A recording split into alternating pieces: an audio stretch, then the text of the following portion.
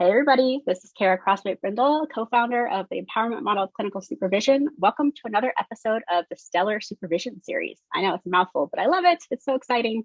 And I have Francisca with us today, who's going to talk about Supervisee Confidence, which actually is a really important thing. So Francisca, thanks for being here. Thank you, Kara, for having me. This is such an honor, and I'm so thrilled that you're putting this together because for us supervisors, I think, I don't want to speak for everybody, but there's something within us that desires stellar services, right? For the consumer and for the supervisee. So thank you so much for, offering a chance to talk about something I'm really, really passionate about. So Absolutely. yeah. Well, I know we talked offline about how you're one of the first people I thought of. So how about you tell our viewers who you are and all the cool things that you do? Wonderful. Thank you. So my name is Francisca, spelled with an I, Francisca Mix, and I am a LPC, licensed professional counselor, board certified dance movement therapist, and an approved clinical supervisor. And I work in the state of Colorado and for supervision, that is. So it's so weird and kind of crazy to think, but I've been supporting mental health professionals for nearly 2 decades. Oh, I that like is pinch awesome. myself. I know. I'm like, oh my gosh, what have I done? No. And I got into clinical supervision just because it was the natural progression of my career. This is actually my second career, and my previous, I was still in management and leadership and training and development, believe it or not, but just in a different industry. So it's kind of cool that it just, here we go again, right? Right. So I have, like I said, nearly 2 decades. Can't believe that. But supervision is something that we need to know more about. And that's why I'm so thankful that you're putting this together so that more people learn about what clinical supervision is.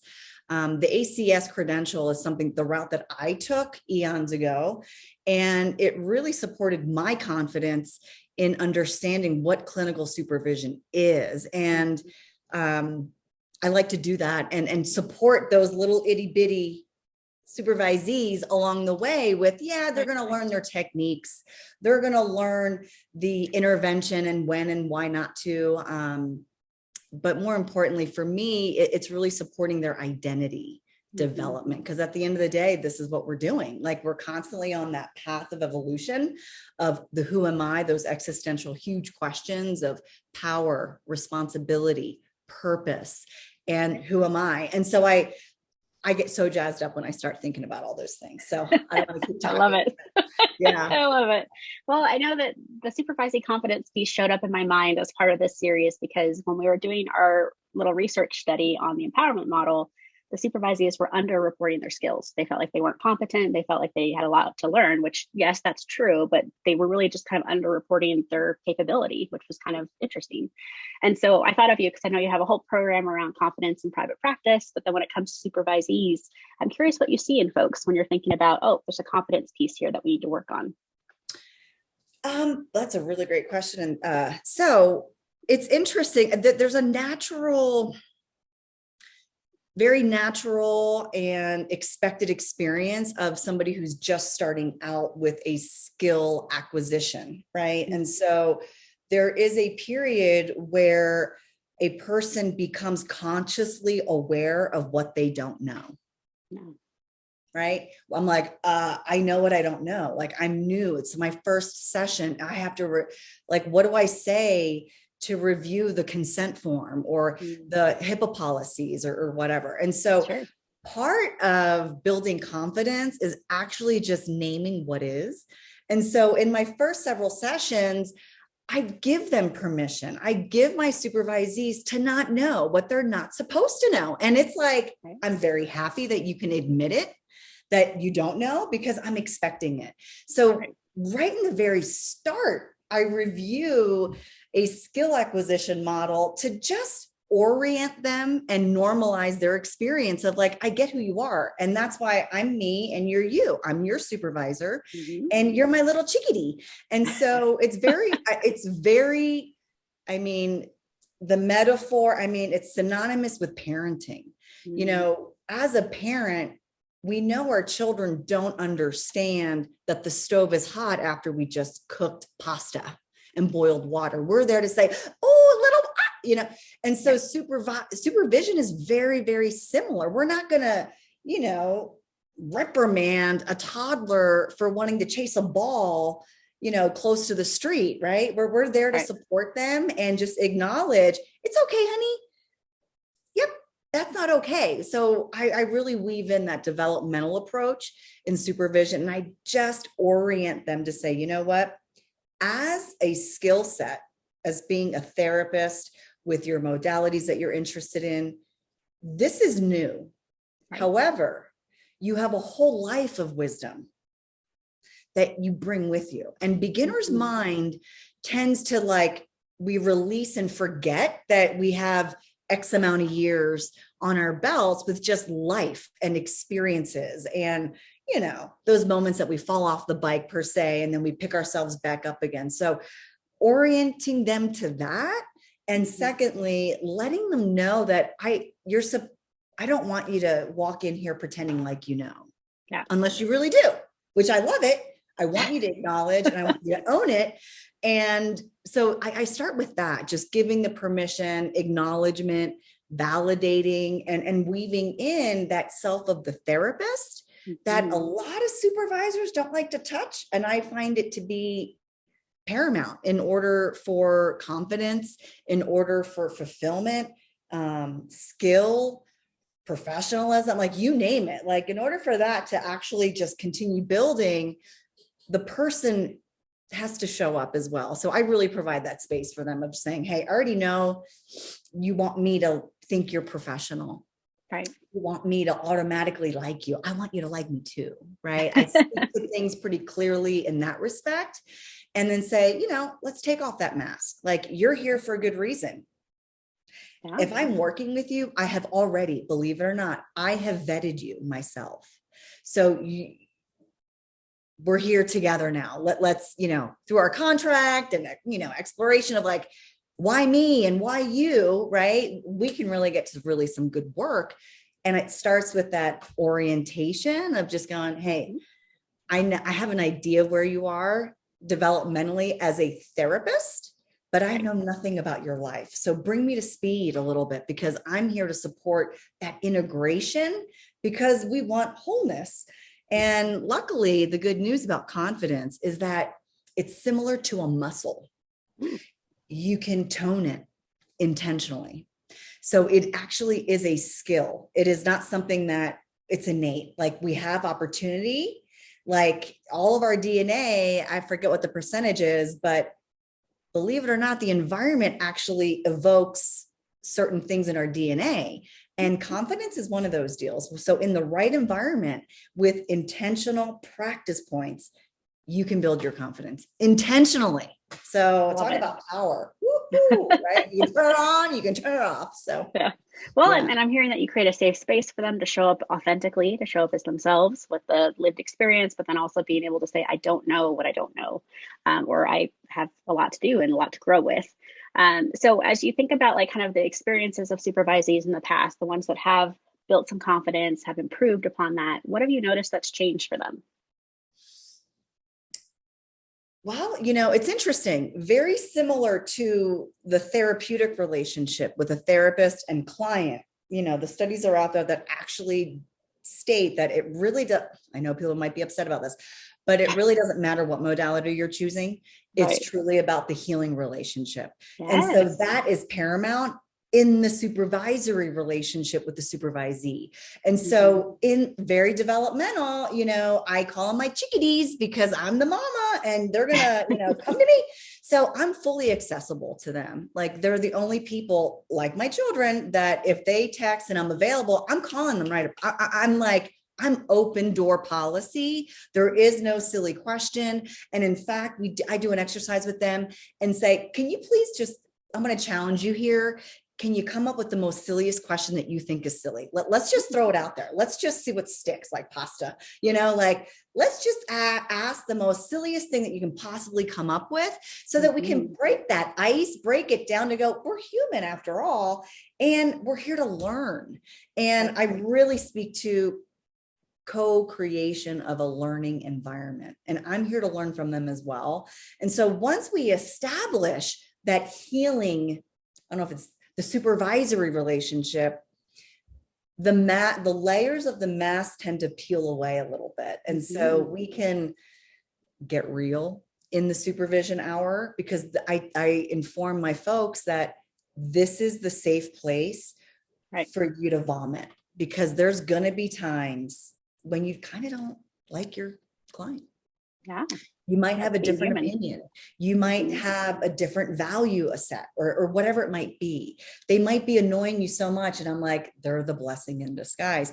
But, you know, more on that in another series, talking point series, right? Better transfers. But there is this natural progression that if I'm real, if I can show who I am and meet them with my life wisdom and blind spots too, like I don't have all the answers, then there is this magic that occurs. It's called trust, the building of trust. And so they naturally will, their language change. There's a change talk in their language where it's like, what should I do? What should I do? Can I do? What should I do? What should I do? And it's like, and I let them know, I orient them, you know, in the beginning, text me about anything and everything, like even down to like, what should I eat for lunch? I don't really care what it is, because I want to ensure that you understand that I'm your person and that you're my person too, because there is a liability concern that supervisors, not a concern, but yeah, that's a concern that we take on. We kind of on the back burner. In the back burner, you know, I'm not, you know, fear-based, and I keep it real. And so I do my best to integrate that big, scary thing called mental health statutes, standards, and the law and ethics in a way that it's digestible, and the dialogue actually evolves as they gain more skill sets. So conversations a little more real is what happens. And and then eventually I'm going, tell me, what do you have for me today? You know, like in the beginning, I'm a bit more structured, and I make sure that I'm reviewing certain things that regardless of a modality, this is what you need to know. And how to think with a decision-making model, how to use ethical principles so that you're making decisions on the fly, on the spot, because I'm not there holding your hand the whole time. We're not there. And so how do we work to develop that channel of, yeah, I'm your person, but I want you to think for you. So I don't know, that's a lot that I just said, but well, and so what I'm hearing is that it's an evolution. Like they go from kind of the help me, what do I do? What do I do? What do I do? To maybe down the road, it's more of that, dare I say, kind of consultant role that we have in our model, which is like it evolves where there's trust. You feel like they have competence, they know what they're doing. And so instead of saying, what do I do? They might say, here's what I did. Did I miss anything? Or is there any perspective that I should keep in mind? Because they have their own perspective and that's it. So I could see that being an evolution of confidence. Is just like going from, help me with every little thing to, I got this, but let me just double check, run this by you. Am I good? Yes, absolutely. And it's such a wonderful thing to see, because you're like, oh, you know, it's the parent that, you know, you're with the teenager and you're like, I guess they do listen after all, you know, like they say something, you know, and you're like, okay, it's landing.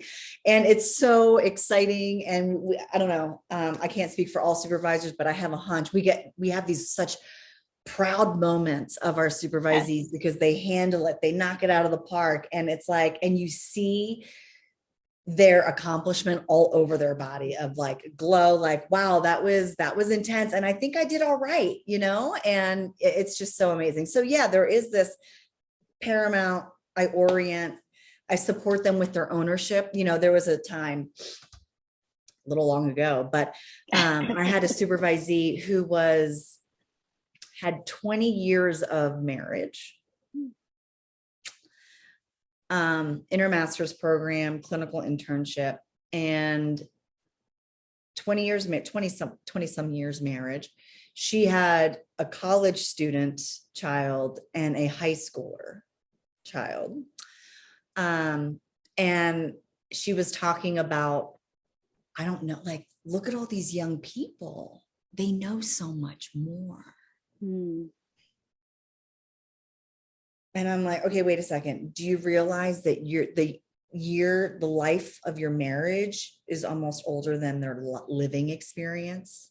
Yeah. And it was a moment for her, again, that piece of, yes, in this arena of becoming a therapist and practicing interventions and all of those things, that's new. But talk to me about getting through. You have a successful child who is in college. Right. Or a high schooler. You made it through the middle school years. Okay, you have so much wisdom that I'm going to bow down to you, right?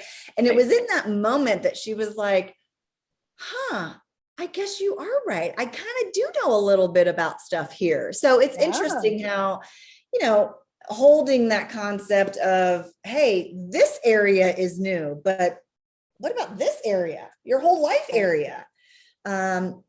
That really does support that ongoingness of, wow, and this is who I am now. I've added a new identity to my laundry list here.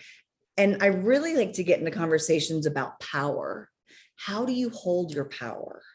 Because when individuals like to think, well, I want to level it out, that's a slippery slope, because in that supervisory situation, doctor patient, therapist client, teacher student, there is a differential of power and it doesn't go away. And so you can be warm and friendly and keeping it real and still do what you need to do, but you never lose sight of your power. And so in the back of my mind, I'm constantly bringing that in. How are you holding your power? It's not power over, it's power with, and how to get comfortable with, wow, I have power. It's getting hot in here, right? It brings the tingles in me of like, oh, what? Wow, I have impact. I have power. And so not to shy away from it, but to actually put the sweater on, walk around with it, see how it is. Playfulness is so important in learning. We are social after all. And if you want to learn something real fast, get into experiential, playful learning. And so I weave in as much sense of humor as I can with these big, overwhelming, not threatening, but I don't know, a little, I don't know how I feel about that just yet. Like, I can't even fully breathe just yet, with it. So, so that's another one of like, how do we hold our power in our role and as a supervisor too? And so I also provide supervision of supervision and work with other thought leaders, clinical directors of agencies, and support them with their training of supervision. And so it's such that also is in the ethers as well of like, how do we hold our power so that we aren't potentially doing harm? So that kind of kicks back to ethics. So those are the things that, wow, like it gets woven in. And, there are times when we're both crying, we're both like tearing up because something so heartfelt is happening. And it's like, how do we hold our power, not lose sight that we're here for a reason, and, to maintain that momentum of like, wow, it's pretty cool to have this kind of impact, which is power. And it's such I just love what I do. And I hold my power, right? And I'm aware of it in the sense that I want to continue providing.